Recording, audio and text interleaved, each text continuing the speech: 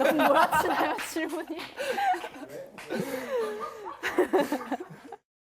건강한 TV 토크닥터 투다. 안녕하세요. 아나운서 김문정입니다. 얼마 전 많은 팬들의 사랑을 받았던 몇몇 연예인들이 이 향정신성 약물을 일상적으로 과다 복용했다는 사실이 알려지면서 많은 사람들에게 충격과 또 실망감을 안겨주었는데요. 이 약물 중독, 비단 연예인들만의 문제가 아니라고 합니다. 그만큼 우리의 일상에 아주 가까이 들어와 있다는데요. 이제는 좀 관심이 필요할 때인 것 같습니다. 그래서 오늘 톡닥터 토닥에서는 이 약물 중독을 주제로 함께 해보려고 합니다. 먼저 건강맨 이원구 씨 소개합니다. 어서 오세요. 안녕하세요. 오늘도 건강맨 이원구와 함께 건강한 정보, 흥미진진한 퀴즈 함께 하시죠. 네, 그리고 오늘 약물 중독에 대해서 속 시원하게 알려주실 정신건강의학과 전문의 김호선 선생님 나와주셨습니다. 안녕하세요. 안녕하세요.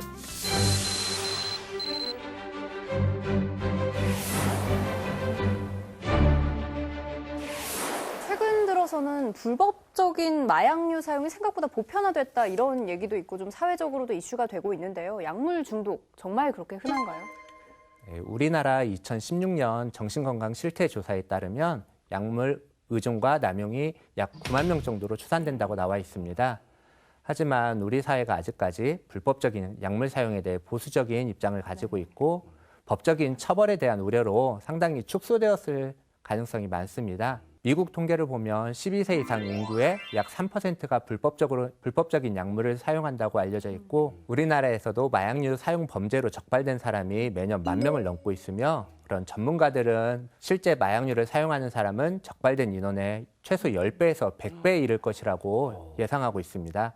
이 정도로 마약류가 흔하게 불법적으로 사용되고 있으며 이런 것들을 고려한다면 마약류 범죄가 그런 조직폭력배나 연예인, 부유층 자제, 유학생과 같은 일부 집단의 문제가 아니라 우리 사회 전반의 문제로 확산되어 가고 있음을 알 수 있습니다. 그렇다면 이렇게 약물 중독이 되면 어떤 증상을 보이나요? 약물 중독은 사용하는 약물에 따라 다양한 형태로 그런 중독 증상과 금단 증상을 보일 수 있기 때문에 이것들을 일일이 설명하는 것은 어렵지만 그런 몇 가지 특징적인 증상들을 가지고 이러한 특징적인 증상들과 함께 일상생활이 어려워지게 된다는 특징을 갖습니다. 우리가 흔히 약물에 중독된 사람들을 봤을 때 눈이 흐릿해지거나 충혈되어 있거나 또는 각종 감염에 걸리거나 주사바늘 자국이 있거나 경련을 하거나 항상 졸려하는 등의 그런 증상들을 신체적인 증상들을 가지고 또 환각이나 망상, 또 과도하게 초조해하거나 불안해하거나 또는 아무런 의욕이 없어 보이는 등의 정신 증상도 가집니다.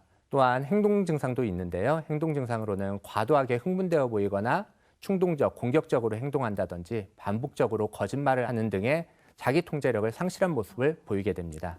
약물 중독이 금단 증상과 더불어서 여러 가지 증상으로 나타나는군요. 선생님, 그러면 저희가 약물 중독이 정신질환이라는 거는 많이 들어서 알고 있거든요. 왜 정신질환인지 자세하게 좀 설명을 부탁드릴게요. 1950년대에 쥐를 가지고 한 가지 실험을 했습니다. 실험용 상자에 쥐를 넣고 각각의 쥐마다 특정 뇌 부위에 전극을 연결한 뒤에 쥐가 스스로 지렛대를 누르면 전기가 통하도록 장치를 설치했습니다. 대부분의 쥐들은 지렛대를 누르면 전기가 통하면서 깜짝 놀라거나 펄쩍 뛰는 등의 불쾌한 반응들을 나타냈고 그러면서 이러한 행동들을 반복하지 않았습니다. 그런데 뇌 특정 부위에 전극을 연결한 쥐 한 마리는 반복적으로 지렛대를 계속 누르고 있는 것을 발견할 수 있었습니다. 이 쥐는 26시간 동안이나 먹이도 먹지 않고 지렛대만 누르다가 결국 죽었다고 합니다. 그 원초적인 욕구인 먹는 거를 마다하고 지렛대를 계속 그 쥐가 눌렀다는 거죠? 네. 먹는 거를 좋아하는 우리 문정 아나운서는 절대 이해할 수 없을 것 같은데. 저도 왜? 이게 중독하고 어떤 관련이 있는 거죠? 네, 이 실험을 통해서 연구진들은 우리 뇌에 이런 쾌락에 관여하는 특정 부위가 있을 것이라고 생각하게 되었고 이것이 나중에 쾌락중추라고 불리게 되었습니다. 이 쾌락중추는 우리 뇌에서 중뇌에 위치한 복측 피계 영역과 그런 중기역 측자획, 뇌 앞부분의 내측 전 전두엽으로 이루어진 신경 회로망입니다. 이 쾌락 중추, 오늘의 좀 핵심 키워드가 아닐까 싶은데요. 이거에 대해서 좀 더 자세히 설명해 주시겠어요? 네, 우리가 보통 맛있는 음식을 먹거나 사랑하는 사람과 같이 있거나 어떤 칭찬을 들었을 때 긍정적인 자극에 대해서 만족감을 느끼고 그러면서 이 쾌락중추에서는 도파민이라는 신경전달 물질을 분비하게 됩니다. 도파민이라는 신경전달 물질을 우리한테 행복감을 주고 만족하게끔 만들어주는 물질입니다. 그런데 중독성이 있는 약물은 이 회로를 일상적인 자극보다 수십 배에서 수백 배 비정상적으로 훨씬 강하게 자극해서 도파민을 분비하게 되고요. 이러한 것들은 결국 일상생활의 자극으로는 만족하지 못하고 그런 자기 의지와 관계없이 반복적으로 약물을 사용하게끔 만들어주는 것입니다. 결국 자신의 의지와 관계없이 뇌의 기능적인 변화에 의해서 생기기 때문에 이것을 정신질환이라고 할 수 있겠습니다. 오늘 약물 중독 주제가 상당히 흥미로운데요. 아니, 흥미로우면 안 되나? 약간 좀 이상한데 정정하겠습니다. 자, 흥미로우면 좀 이상할 것 같아서. 자, 건강맨과 함께하는 OX 퀴즈 첫 번째 문제 보시죠.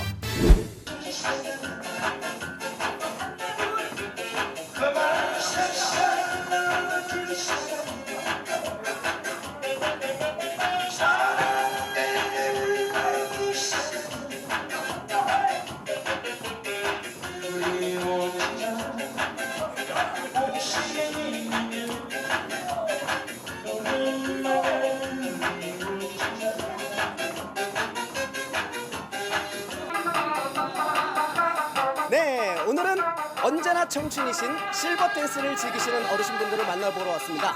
이분들 표정 보니까 너무나 밝은데요. 이 멋쟁이 어르신분들 한번 만나볼까요?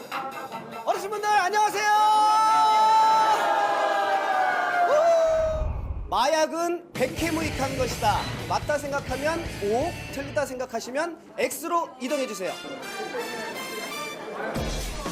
네, 그럼 O를 선택하신 분들 중에 만나보도록 하겠습니다.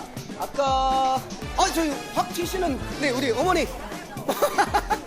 백해무익하다, 이로울 것이 없다. 이럴 것이 없죠. 네, 그렇게 예. 생각하신 이유는요? 예. 그거 마약이 들어가면 몸이 전체가 마비가 되잖아요. 네네네네. 그런데 이럴 것이 없죠. 이로울 것이 없죠. 예. 그렇게 생각할 수 있죠. 예. 네. 동작 자신 있는 동작 한번 보여주실 수 있을까요? 네. 네, 네. 같이 하게? 같이, 네, 같이, 네, 네.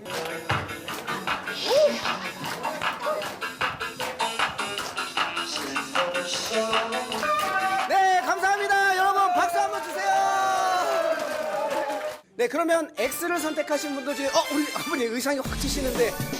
안녕하세요. 네. 오늘 의상 컨셉은 어떻게 되시는지요? 아주 멋있게 살려고 합니다. 잠깐만요. 혹시 이렇게 얼굴을 뵈니까 너무나 낯이 있거든요. 이거 정말 우연인 것 같은데 혹시 제 선생님이셨던 것 같아요. 은사님이셨던 네. 것 같은데 혹시 나 덕일중학교 아니면 덕일중학교 있었어요. 네. 내가 거기서 학생부장을 했지. 맞아요. 굉장히 무서우셨던 선생님이셨거든요. 학생들을 많이 때렸지. 그러니까 기억이 남는 거예요. 한번 안아주시죠, 선생님.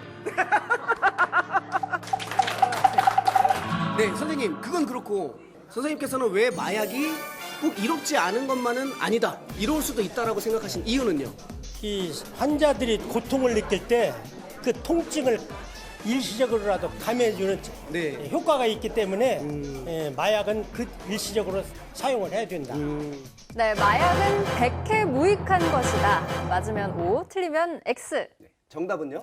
정답은 X입니다. 우리가 최근 클럽에서의 마약 사용 범죄와 같이 매스컴에서 흔하게 그런 마약류 사용 범죄만 부각되기 때문에 우리가 그런 마약류를 부정적인 이미지로만 생각하게 되는데요. 식약청 자료에 따르면 작년 하반기에 우리나라 국민 4.4명 중에 1명이 마약류를 한 번이라도 처방받았을 정도로 의료 현장에서도 마약류는 흔하게 사용되고 있습니다. 예를 들면 우리가 수술이나 시술을 위해 사용하는 프로포폴과 같은 마취제라든지 불면증에 사용하는 수면제, 또 주의력 결핍, 과잉행동장애에서 사용하는 그런 각성제, 고도 비만 환자에서 체중 감량을 위해 사용하는 식욕 억제제, 강한 심한 통증을 조절하기 위해 사용하는 진통제와 같이 이런 의료용 마약도 흔하게 사용되고 있습니다.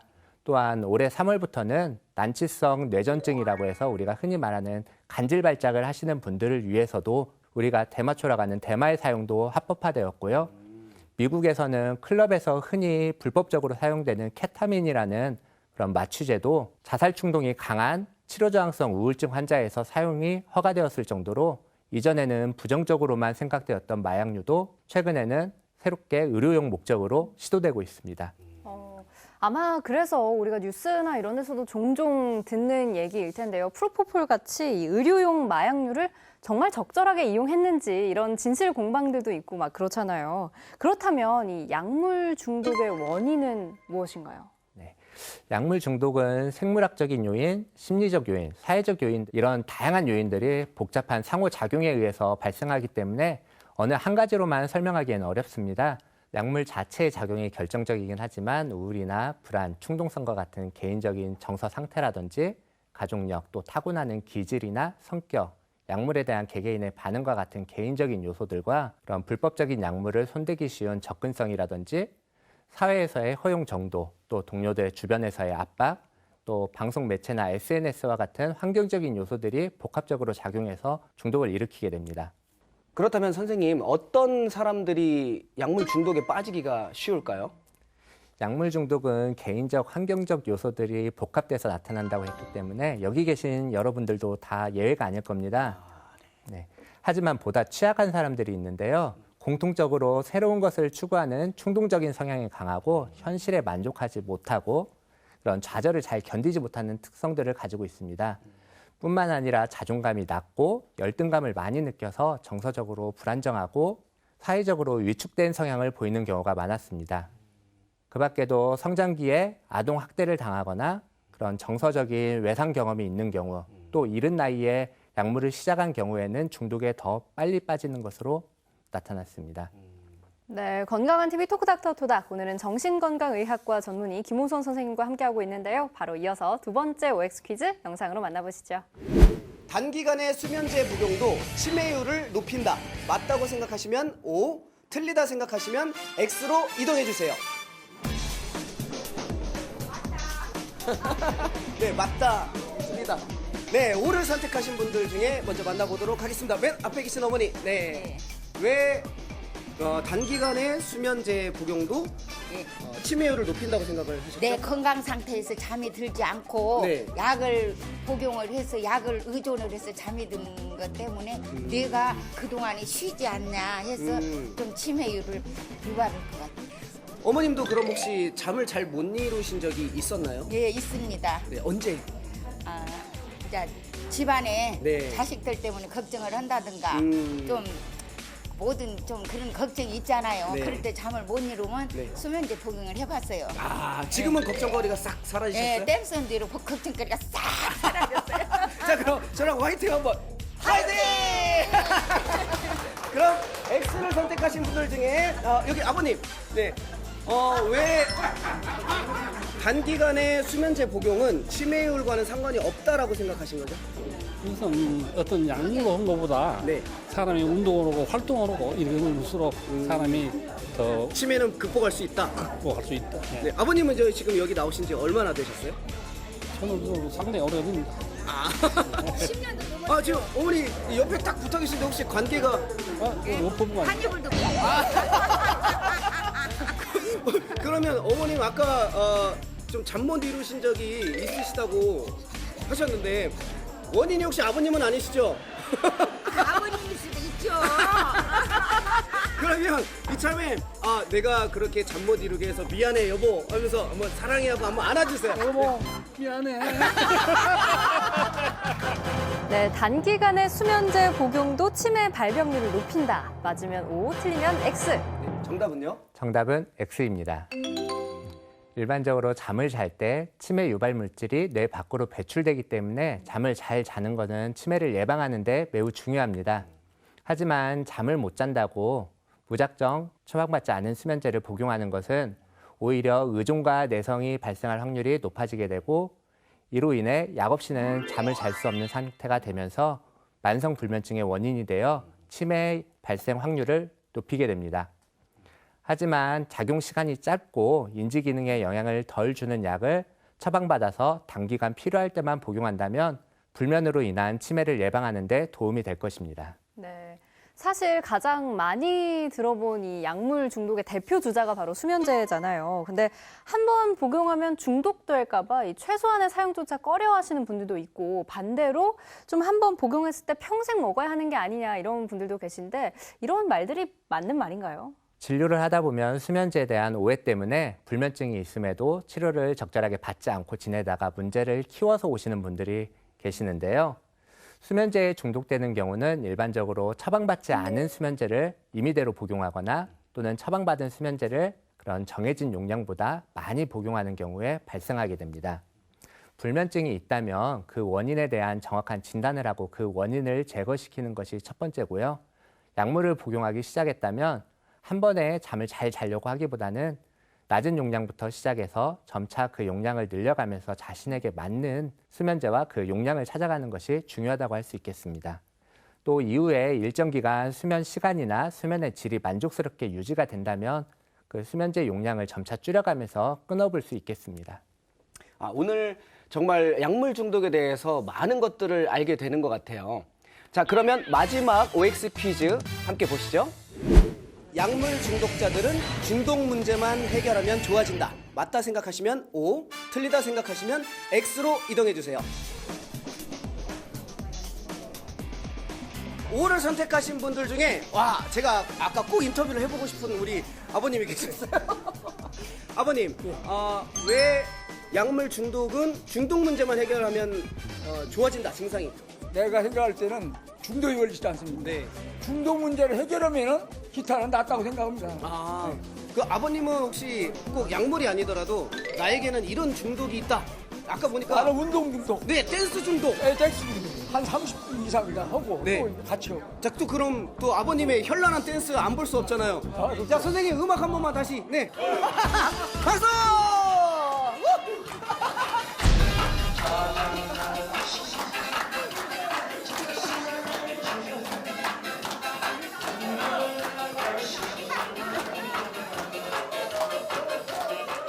네, 박수 한번 주세요.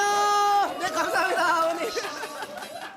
네, 그러면 우리 마지막으로 X를 선택하신 우리 아버님, 아버님. 네, 아버님 한번. 네, 왜 X를 선택하셨어요?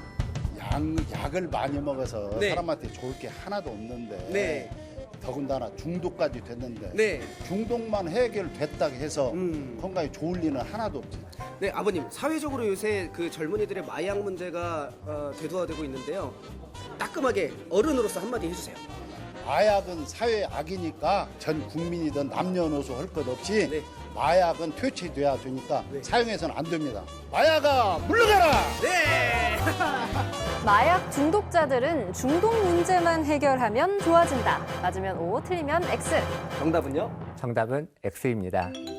한 가지 마약류를 사용하는 사람은 다른 종류의 약물을 같이 사용할 가능성이 많고요. 또 이 밖에도 게임이나 도박, 쇼핑 중독과 같은 행위 중독이 동반되어 나타날 확률이 많습니다.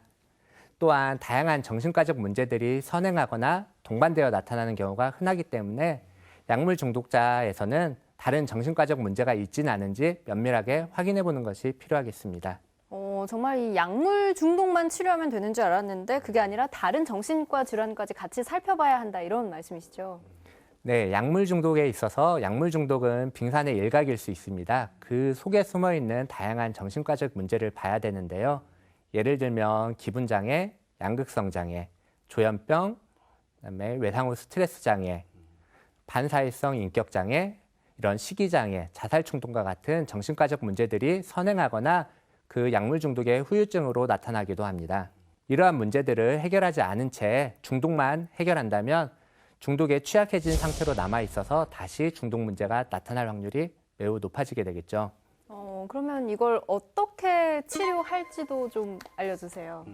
네, 약물 치료는 더 이상 약물을 사용하지 않도록 하는 것과 그런 약물 사용으로 인해 무너진 그런 사회적, 직업적, 그런 신체적, 심리적 기능들을 회복하는 것 두 가지를 목표로 합니다.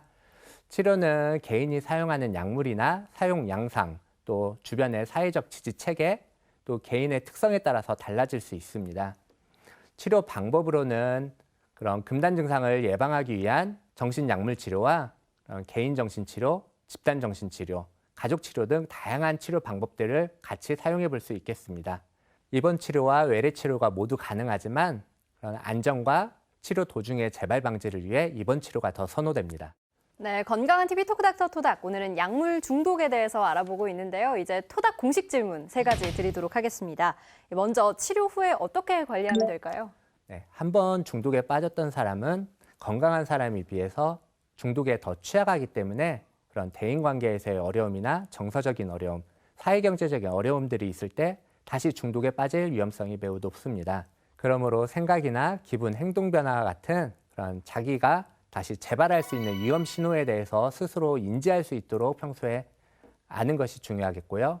또 그런 부정적인 감정이나 대인관계에서의 갈등, 또 사회적 압력과 같은 고위험 상황에 대해서 대처하는 기술을 배우고 터득하는 방법들도 도움이 될 수 있을 것입니다. 네, 그렇다면 2번째 공식 질문, 예방법은요? 네, 자신의 감정 상태에 대해서 인식하고 이것을 이해하려고 노력하고 충동적으로 행동하지 않도록 스스로 노력하는 것들이 필요하겠고요. 또 처방받은 약물은 그 목적에 맞게 용법과 용량을 지켜서 자기 임의대로 복용하지 않고 또 낯선 사람이 주는 약물을 거절할 줄 알고 평소에 이런 상황들을 피할 수 있도록 그런 자기주장 훈련이나 평소에 거절할 수 있는 기술들을 키우는 것들, 또 정서적인 어려움이 있거나 그런 약물의 유혹을 견디기 힘들 때에는 주변 사람이나 전문가의 도움을 청하는 것들이 중요하겠습니다. 네, 좋은 생활 습관에는 그렇다면 어떤 것들이 있을까요? 네, 누구나 일상생활을 하다 보면 스트레스를 받게 되는데요. 이런 스트레스를 쌓아두기보다는 건전한 여가 활동이나 이런 운동 등을 통해서 기분을 전환시키고 정서를 안정시키는 것이 중요합니다. 균형 있는 영양 섭취를 하고 규칙적인 생활 리듬을 가지며 충분한 수면을 통해서 활기 있는 생활을 하는 것, 또 불법적인 약물을 접하기 쉬운 그런 대인관계나 활동들을 피하는 것, 이런 것들이 모두 중요하겠고요. 또 한 번에 큰 만족감을 얻으려 하기보다는 평소에 작은 거에도 자기가 감사해야 할 줄 알며 만족해야 하려고 노력하는 것들이 예방하는 평소 생활 습관으로 매우 중요하다고 볼 수 있겠습니다. 방금 말씀하신 것처럼 이 감사의 습관화가 참 좋을 것 같다 이런 생각이 드는데요. 건강맨 원구 씨는 오늘 어떠셨나요? 약물, 몸에도 좋지 않은 그런 불법 약물을 접하는 것보다는 등산, 저는 개인적으로 등산을 여러분들에게 추천을 합니다. 자연을 바라보면서 맑은 공기도 마시고 하면 어떤 생각의 전환과 기분 전환이 확실히 되는 것 같더라고요. 기분 전환을 잘하는 게 정말 그만큼 중요할 것 같아요. 왜냐하면 우리의 마음과 관련된 문제이기 때문에요. 네, 마지막으로 선생님 오늘 질환과 관련해서 토닥 시청자들께 당부 말씀해 주시죠. 네, 우리나라 국민 4.4명 중에 1명이 한 번이라도 마약류를 처방받아 사용했을 정도로 마약류가 흔하게 사용되고 있고 또 200명당 1명 정도가 불법적으로 약물을 사용하고 있는 것으로 추산되고 있습니다. 이런 마약류 사용은 뇌의 기능적인 변화가 동반되는 질환이기 때문에 얼마나 빨리 치료를 시작하느냐가 중요합니다. 약물 중독은 의지만으로 해결할 수 없는 정신과적인 질환입니다. 혹시라도 이런 약물 중독으로 어려움을 겪고 계시다면 정확한 진단과 치료를 통해 중독으로부터 소중한 자신을 지키면 좋을 것 같습니다. 네, 건강한 TV 토크닥터 토닥. 오늘은 정신건강의학과 전문의 김호성 선생님과 함께 약물 중독에 대해서 알아봤습니다. 저희 토닥은 여러분의 건강의 플러스 또 행복의 플러스가 될 수 있도록 늘 함께 고민하고 노력하겠습니다. 오늘 준비한 내용은 여기까지입니다. 여러분 저희는 다음 주 이 시간에 또 만나요. 안녕히 계세요.